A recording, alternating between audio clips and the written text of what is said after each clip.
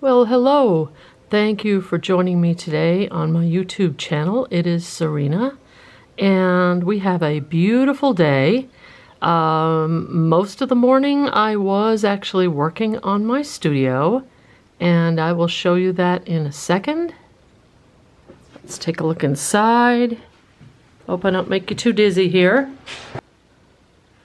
Okay, so I have been busy spray foaming in the bays between the 2x4s so that the insulation would not be very drafty. So I had some insulation that was solid. It's 1 inch, and I'm sorry, it's 2 inch. So that should do me good in the winter, but I still have the tarp up on the outside, as you can see, and I need to take that down and put up some permanent siding outside. In the meantime, I have done this, and I've been working more on the paneling. There's one of the panels I'm putting up on the inside. So I'm making some progress. Finally, I am feeling like I'm wanting to get back into the studio after a whole winter of just goofing off. I don't know. I was just too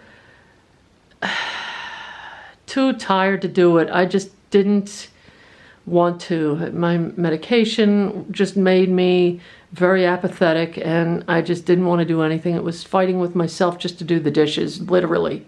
So I am feeling better now, and I've done some work here. I'm going to continue on work. And you may not see more on the inside because I want to keep that a surprise, but the outside I may take you along when I start working on that. In the meantime, excuse the tools and the mess here, I do have a swatch sheet. This is the full Daniel Smith. I forget how many colors there are. Of course, I don't know. It's 200 and some odd. It's the whole thing. So I want to do this in divided into videos because I can't do it all at once. It'll drive me crazy. It'll drive you crazy. It'll be a 2-hour video. So what I'm going to do today is add some other little clips. Hopefully you'll find those interesting. And I will do this 1 page of the swatch sheet.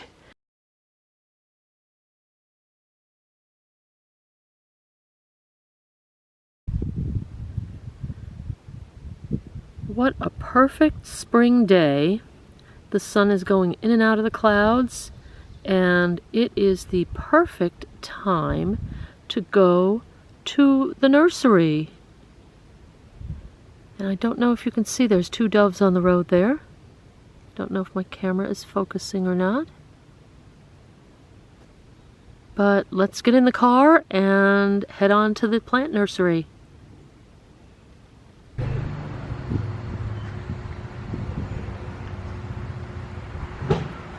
Well, where shall we start? Let's see. I think I'll go in each greenhouse and look and see what they've got. Look at all the colors. Oh my. Oop, that was wind, I guess. I don't know. There's something about the smell in a greenhouse. It's so moist, and you do smell whiffs of fragrant flowers too. Oh, look at all these. Oh, I'll be lucky if I don't come home with everything. Oh my goodness, look, coleus and eucalyptus. This smells lovely. This eucalyptus, oh, smells lovely. Look at the daisies. Very pretty. Celosia and coleus.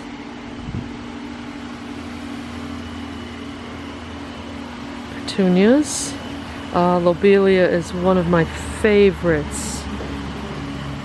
There is a pink one, kind of like this, that I really love. Maybe they'll have some. I'll keep looking. Cosmos. Oh, I've got to have some Cosmos. This is just one of the fun things of spring that I love doing. And it's coming to the greenhouses to see what they've got. And of course, coming home with way too much. I did that last year. I came home with way too much, and I didn't even get to plant all of it. I planted most of it, but not all of it, because I was building my studio. This year, I'm still continuing, so during planting season now, I still have a lot of work to do in the studio, or on the studio, so I don't know how much I'll get, how much time I'll get to plant. But I'll probably still buy some things.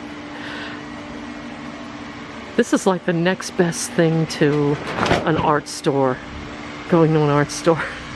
Okay, let's see what else they've got in the other greenhouses. Alright, now let's see what is in this greenhouse.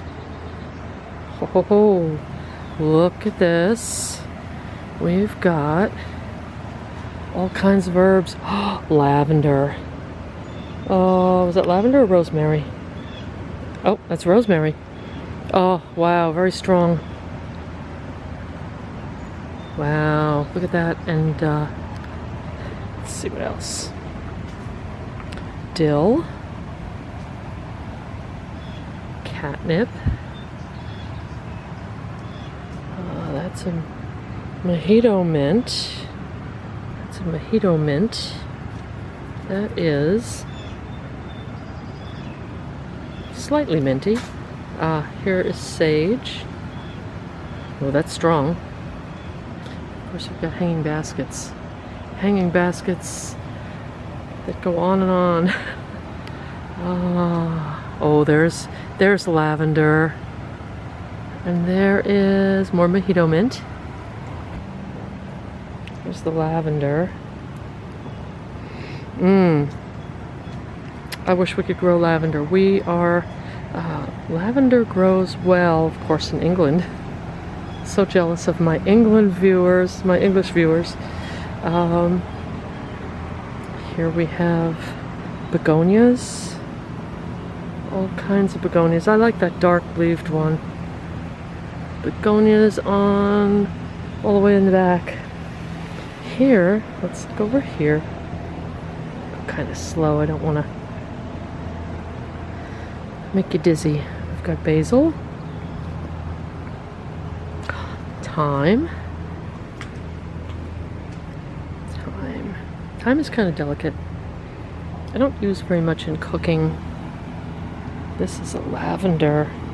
English lavender. Platinum blonde. Ooh. This is peppermint. There's a low trailing quality to it. Very purple. This is spearmint. Nice and sharp. Oregano. Chives over there. What is this? More lavender. Lavender Munstead. That's the more common one. This is spearmint.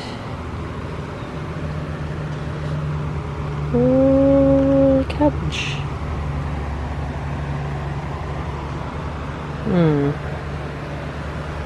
Parsley. Oh, look at the color on the marigolds. The prices of the 6-packs have gone up a bit, $3.69, but still they're well worth it. Look at all this color here. I'm just going to go kind of quickly by. I wish we could grow the lavender, but it really needs zone 6. We are in zone 4. USDA zone 4. So it's quite cold where we are. Look at these beautiful New Guinea impatiens. I love these. The flowers are fantastic. Look at that. that doesn't even do it justice. Let's see if I can show you some here. Look at that. Look at how pretty that is. And they're quite big too. See, quite big compared to my hand. They're large flowers. Oh, wish I could buy all of these. And we have more down here. And a bee is trying to enjoy the hanging baskets there. More marigolds.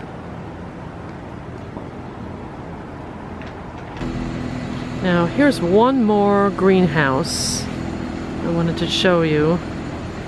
These have the beautiful, beautiful geraniums. They're 4.5-inch geraniums and all different colors. Look at the salmon color. Oh my goodness.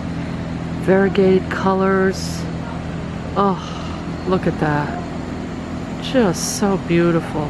Rows upon rows.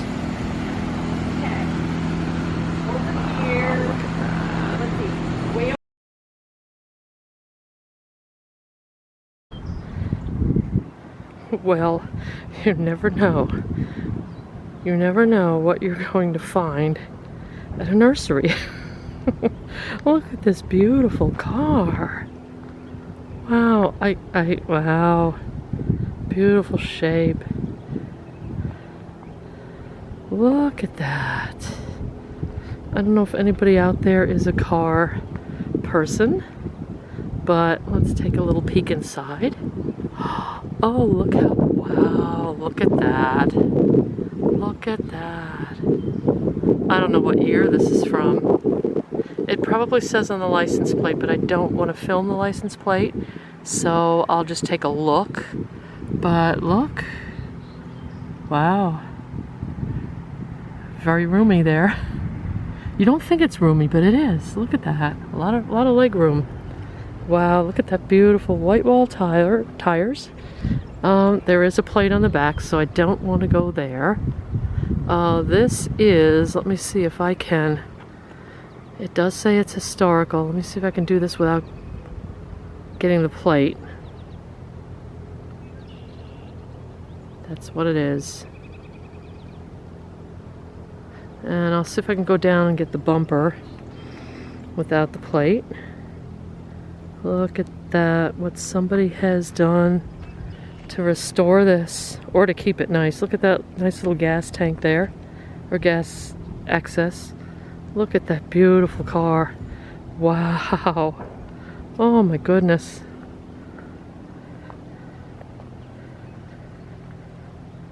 Wow, look at that.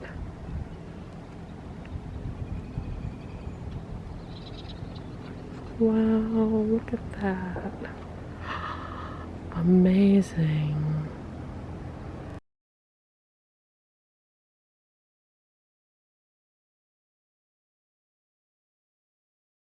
So come on, let's get set up. I'll put this on the overhead and we'll get started swatching.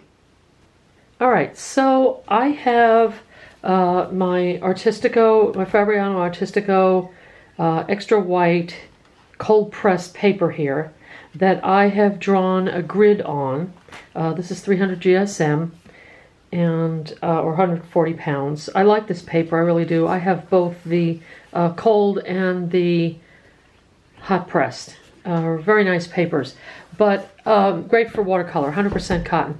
But I've already pre-made a grid, and I will show you actually, if you remember, I did a small Daniel Smith swatching maybe a year ago. I can link it down below if you like.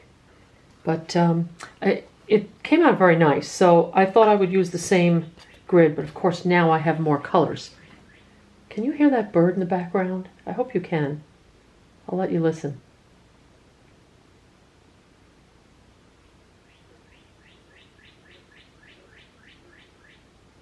That's so nice. I mean, it's nice to be able to hear things like that. And I know some of you are in different countries. You don't have the same birds, or maybe you have different, different birds, of course. And I always like to listen when artists are in nature doing like a plein air, and I hear the birds in the background, or they're in the backyard talking about something. It's so nice to hear the native birds, because we don't get all the same birds. Some of them are common to other areas, and some of ours don't fly everywhere you may be. So I kind of give you a chance to listen when you can hear them. But I'll go ahead. What I want to do is to take this dropper and just kind of pre-wet the little dots that I have here. And this part, this is actually page 5. There are 5 pages of this. And this is page 5. As I said, I would like to do this in groups. I hope to do this one today because I have a lot of other footage I want to add to the video. And then I may not have so much footage for the other videos, so I'll do maybe 2 pages at a time for the follow-ups on page 1 and 2 and 3 and 4. But these dot cards do have a lot of information on them. They've got a little legend down here. It has like a 1, if you can see that, it has like a 1Y, and then the whole circle there that's not filled, and it tells you what series it is and what types of sizes it is available in. The first number is giving us the light fastness. Then it tells us if it's staining or non-staining, and then the yes or no would be granulating or not granulating. And of course the circle is becoming more universal in these kind of companies, telling you whether something is transparent or opaque. So there's a lot of information in here. The only thing I don't see would be the numbers of the colors themselves. So if they're a pure color, or if they're a combination, you know, like I can't pick one off the top of my head, you know, like PY. Of course, I can't think of one, but you know what I mean. It's the color formulation that I don't see here, but that's okay. I mean, a lot of these are mixes, and we like them for the colors, for the beautiful colors that they are. So let's get going, and I'll dot these in, and I'll get a close-up so that you can see what I'm doing. Okay, so I've added a dot of water to the paint, and I've set up this grid here, so I'm not going to move it. I'm just going to move my hand and kind of get it out of frame a little bit while I pick up the paint. Okay, so this is the Interference Lilac. I can see it on my brush, but boy, I sure can't see it there. This might be these might be those colors that, I hope this isn't going to be a dud of a video. I'm wondering if these aren't those colors that you'll have to see later on when I tilt the page. But I'm not seeing very much lilac there. I see it on the dot, but I don't see it here. Okay, so here is the interference red. They call this interference red. It literally looks like cream. It looks like cream. Oh wow. We are going to have not so much of a fun video here, I think. I hope this isn't going to be a disaster. All right, here is interference silver. Certainly pre-wetting them did help, because I'm picking something up. Now, maybe that one you're seeing a little bit of. I'm just going to go ahead and swatch across the page. I'm not going to do neat boxes or anything. This one is going to be, oops, I skipped one. This is pearlescent white. I better put it where the, oh, look what I did. Oh, do you see what I did? Oh my goodness, here we go. We have a disaster already. So the idea of pre-wetting the page or the dots was probably a good one. However, now I have smooched it all over. Good thing I have I've used my Millennium pens on this. So I am not having a smear of the ink as well. But I just pulled up pearlescent white because I can't count, obviously. So here's pearlescent white. We will go back to the pearlescent shimmer. Fear not. All right, let's do the shimmer. All right, and let's see if we can keep our fingers and our hands out of the paint dots here. Okay, this one is pearlescent shimmer. Not to disappoint, we're showing all of them here. I can certainly see it on the brush, and I'm sure you can too. But we want to see some on the paper. This one is Iridescent Moonstone. It's kind of a silver color, silvery gray. Wow, it is kind of a silvery gray. You know, this has been kind of my thing that I get annoyed with on these dot cards. Some dot cards, some manufacturers give you a really good sample with the dot. Others are just like, you're lucky if you can get a swatch out of it. And I suppose, okay, this is iridescent blue silver. I suppose maybe it's me because really it's a dot.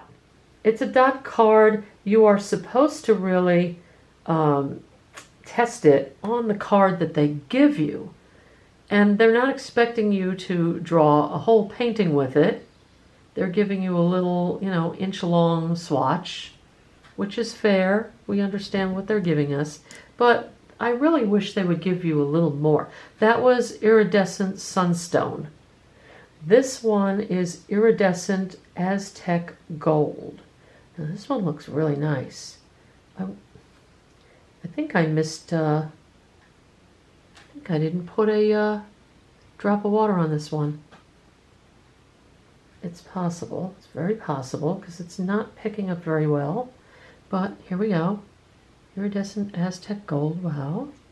I'm sure that'll look very nice as I tip these pages sideways at the end, or give you more close-up.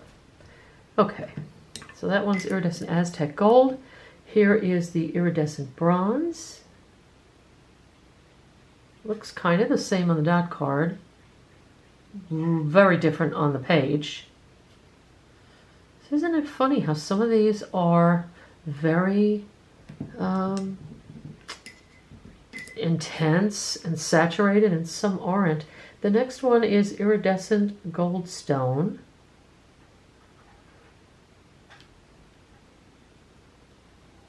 It's almost like an antique gold, what we would think of as a classic antique gold. Some water on that, come on. There we go. Not that much water. Okay, and then we have Iridescent Copper. Copper is one of my favorite colors. It's like the understated metallic. Everybody uses gold, everybody uses silver. Paint lines are always available in those colors, but you don't always get a really good copper. It's one of the more obscure ones. That's kind of a nice, it's got kind of a nice base to it, kind of like a burnt sienna. Okay, next one is the Iridescent Gold. So let's see what the gold is. Typical gold. There we go.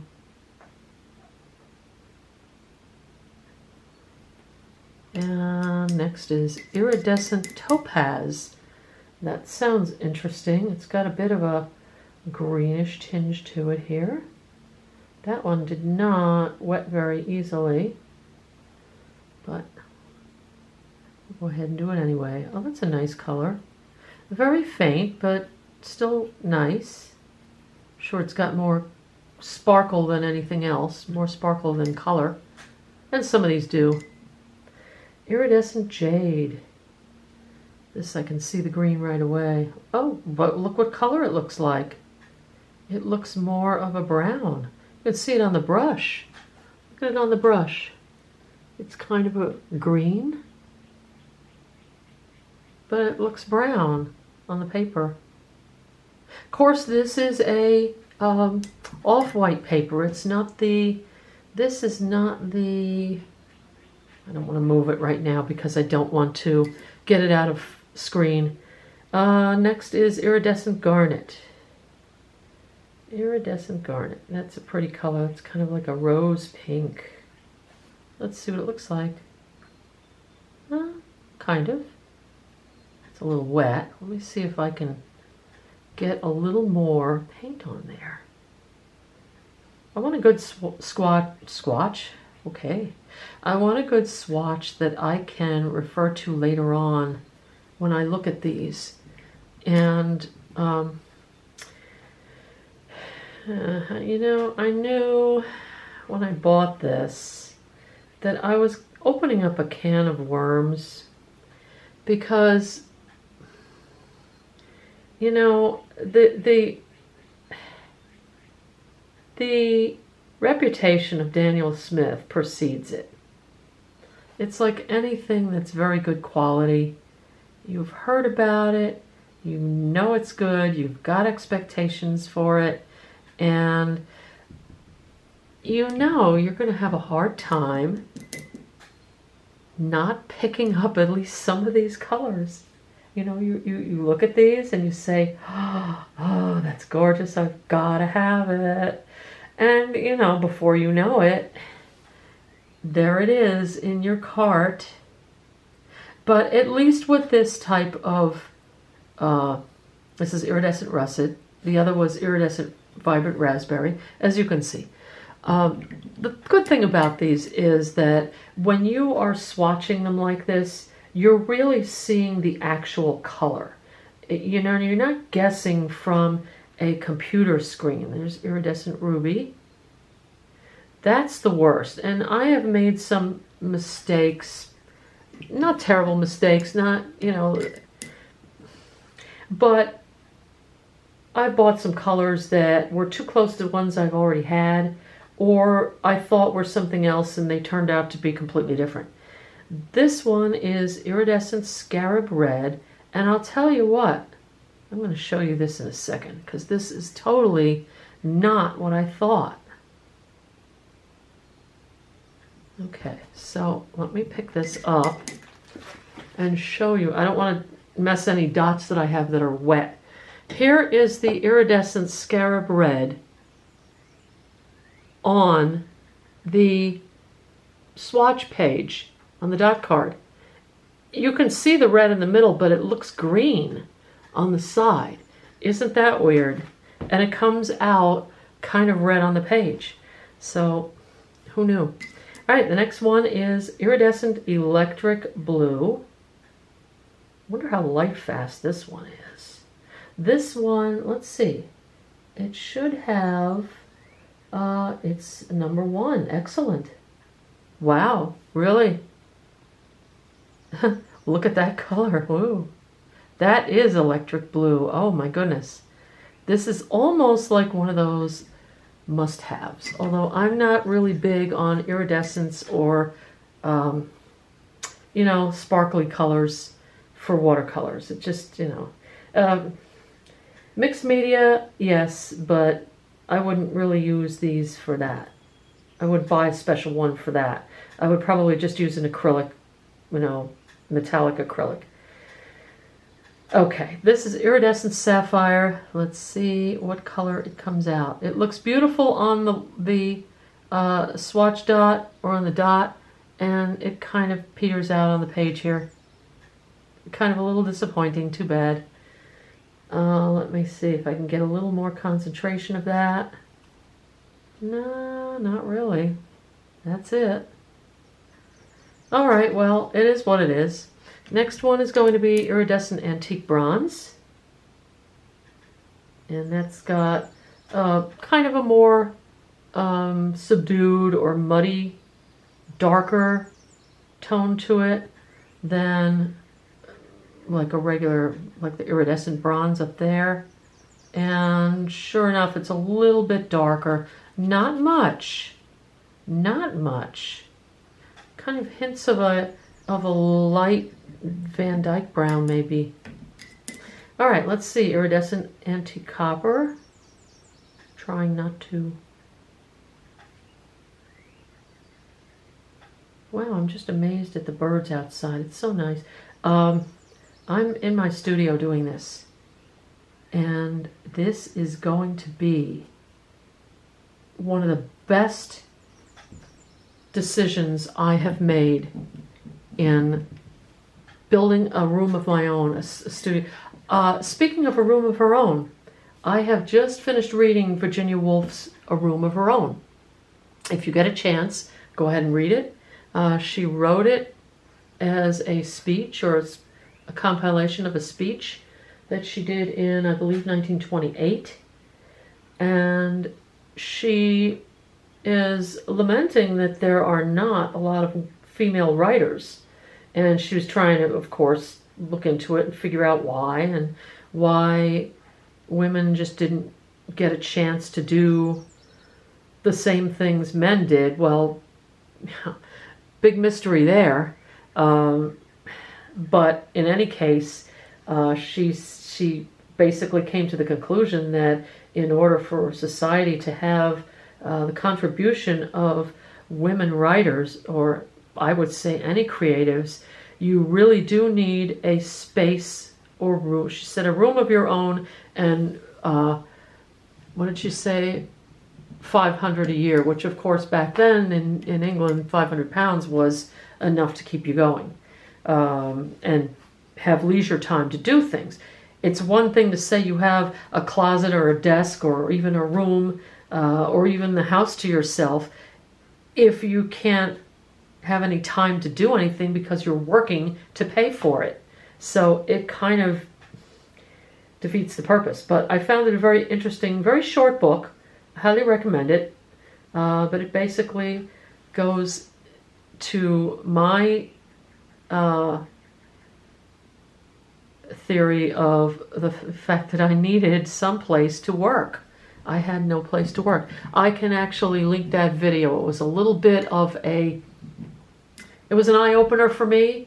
It was also a little bit emotional for me because I had come to the point where I had stifled my creativity so long, and what am I doing? You know, I don't want to get to the end of my life and say, wow, I worked so much. I'm so glad I worked. You know, I'm so glad I tried to paint on my lap. You know, if any of you out there are fighting with that and not having a space to work, please, please, please, I highly recommend finding some way to do it. Find some way. You know, get into your, if you got an attic, you know, clean out a corner and just, you know, by the window or something, and just make it your own and go there and lock the door. Get in there and do some scribbling and painting. I'll tell you, I've fallen so far behind in my abilities because I have not drawn and painted in so many years, literally years.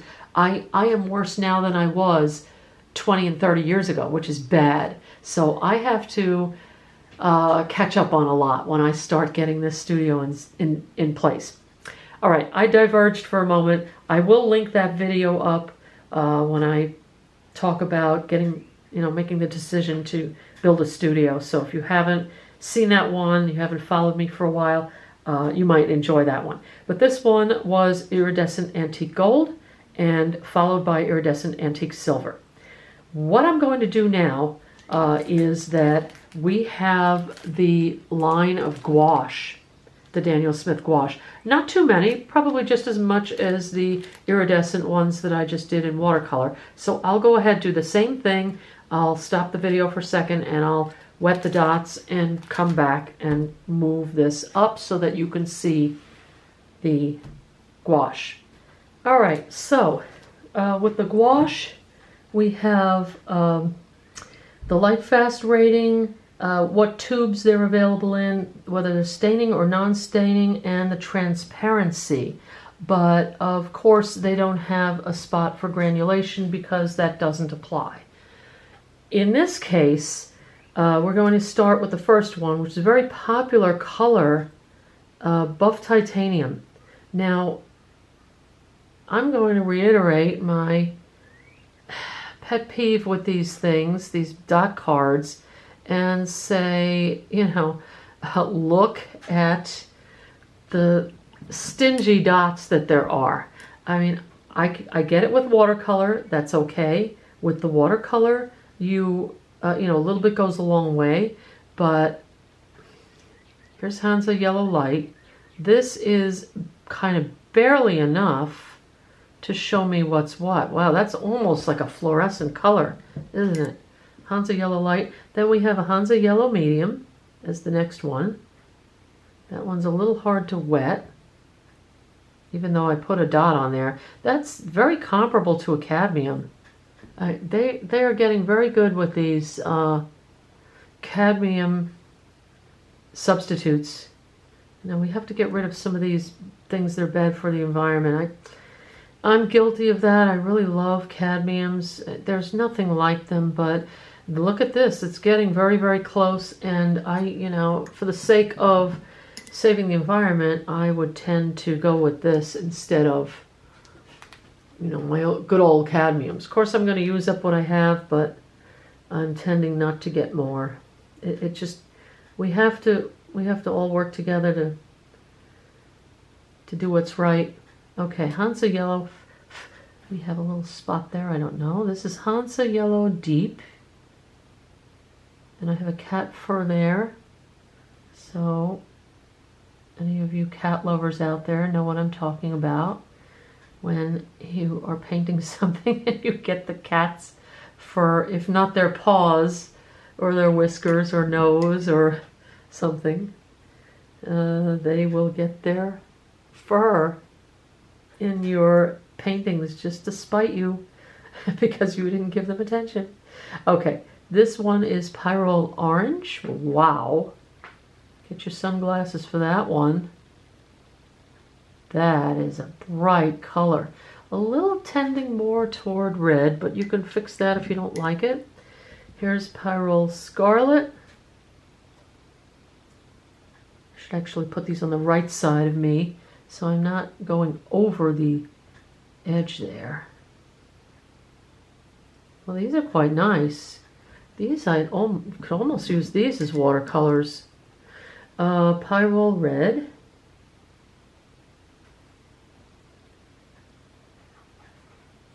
Now there's a red that's more in line with the cadmium.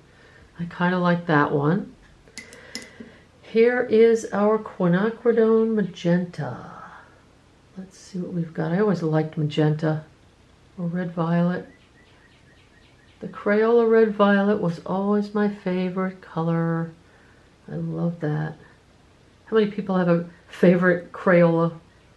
If you were able to get the 64 count at any given time, you know what I'm talking about. There's always one or two or three that you coveted, that you wanted so badly, and you could never get it until, you know, somebody got you the 64, and then you finally got it. And you used it to death, and it promptly broke in half. But what can you do? Okay, so that was quinacridone magenta. Wisteria is this color. This is a beautiful color. Is this the one, or is it the lilac? That I saw when I did the 66 dot card for watercolors, the Daniel Smith. It is the Wisteria. This is the Wisteria. I don't know if I can get that close and still have it in frame and you can see it, but Wisteria in the watercolor. Beautiful color. You can see a little white in there. It's a little bit opaque, but still beautiful color. If you do any kind of florals, that would be just to die for. Just a great color. Okay, let's go on. We have lavender. There's lavender. It's kind of a little bit of an odd color as far as usage. I don't know. I suppose you could get a good sky, a good stormy sky going with a muted down version of that. Here comes a really, really bright ultramarine. Watch out. Woohoo. That also is very bright. Trying to give it a little, like I can see a little more water so I can see what it would be like watered down. Cobalt blue. I have never been a fan of cobalt. I don't know why. It's just kind of I don't seem to like the cool colors. That is almost like the ultramarine. Almost. That might be my little color blindness going on there. But it almost looks the same. It almost maybe just a little more of a warmness to it. Okay, now we have Cascade Green. Some of these things don't have enough water on them, and I have to add water. This one is just not watering down very well from the dot of water I put on it. That's a nice color. Wow, that's kind of really almost like a fur green or something. Now we have spring green. Very appropriate as we hear the birds. That's very bright. I can't see using that right out of the tube. I mean, unless I was using it for like mixed media, some mixed media project. That's like almost fluorescent. Ooh. Okay, permanent green light. This was like a really stingy dot. I'm lucky if I have any on here. Look how watery I'm making it, and it's almost all gone. Almost all gone. But it gives me an idea of what it would be like. Okay, so now we're getting into some of the browns. Here's a yellow ochre. Typical of yellow ochre. It looks just like most other yellow ochres I've seen. Nothing special there, but that's okay. Raw sienna looks a little ochreish to me, but maybe it looks different on the page. Now that feels a little thicker. Yeah, a little bit, I don't know, a little too yellowy, but it's all right. This is an Indian red. Sometimes those are very nice to have in your palette. Gives you a nice ruddy, I want to get rid of some of that so I can get some clear water in there and see what it's going to look like watered down. Sometimes you want to see that too. Okay, that is nice. Burnt sienna. Now, I don't quite know what I'm going to do with the other 4 pages. If you watched my recent unboxing where I took this out, I got it from Jerry's, and I think really this is no reflection on Jerry's at all. I don't think it was Jerry's fault. I think it would have been better if Daniel Smith put like a vellum or some type of tracing paper, or I wonder if I wet that one at all. I don't think I did. Some kind of tracing paper between the sheets, because they stuck together. And I didn't order, you know, I would think if I ordered it in the heat of summer where it was humid and hot, you know, that was a bad choice, but I didn't. It was actually very cold out. And so you know, unless the post office stuck it right near a heater or something, I doubt that. Here, that's burnt sienna. Here is burnt umber. That's a beautiful color. I love that color. It's a nice warm brown. And lamp black, we're not going to get, you know what, before I do the lamp black, the next one is titanium white. I'm going to do a titanium white just to get it in that spot. And no surprise there. It's on a cream paper, so you're not going to see anything anyway. But I thought it would be better to do that and then do the black, because otherwise I would have muddy white. So what I was saying was there was a big disaster with pages 1 and 2 and 3 and 4, and even a couple of these sticking together. I mean, they just stuck together. Well, that's a real nice deep black. They just stuck together. So I pulled them apart, and you can actually see on the video if you watch that unboxing.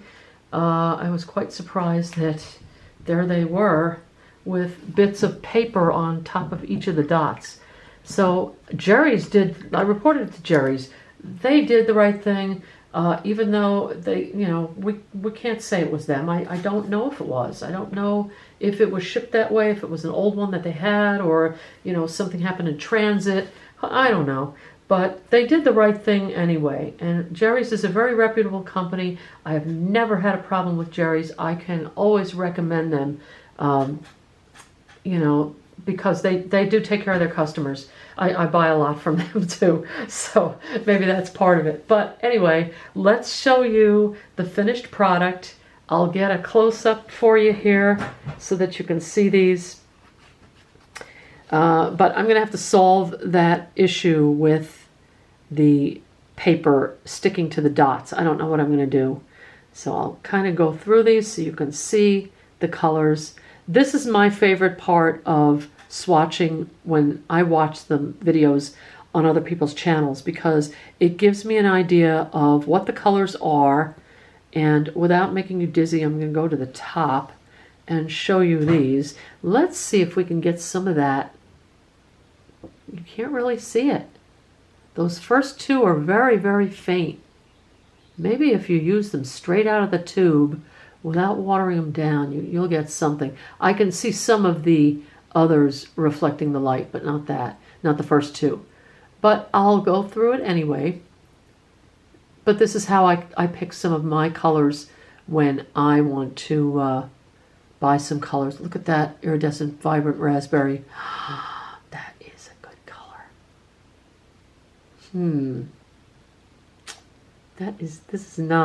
This is not good for me.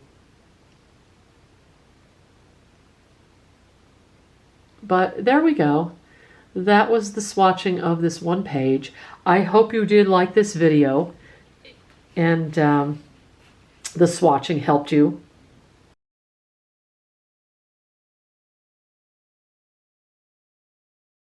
Well, we have a spring rainstorm, and guess what is around the corner?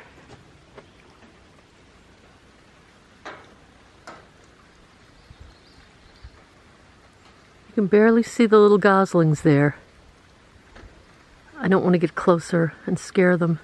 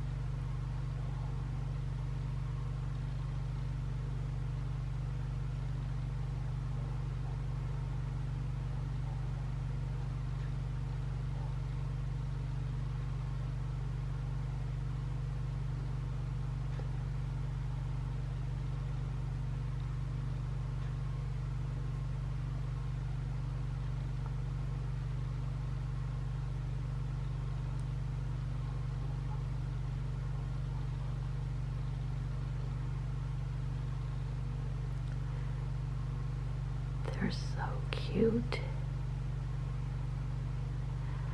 Sorry about the generator noise in the background.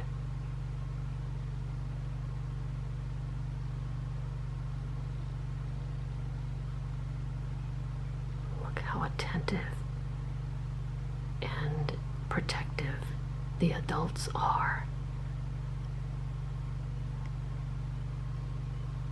Oh. Unfortunately, I have tape on the window to keep birds from flying in to the glass, so you can't see all of them. Oops, there they go. Bye-bye. Well, I hope you liked this video, and if you did, please give it a thumbs up, like it, and all that. And I will try to be bringing you some more videos now that it's getting lighter in the summer, and I'm moving on with my studio project, with finishing the studio. I hope I have some few minutes here and there to give you some snippets of art along with what's going on in the gardens and in the pond and all kinds of other things. So thank you for joining me today, and I will see you soon.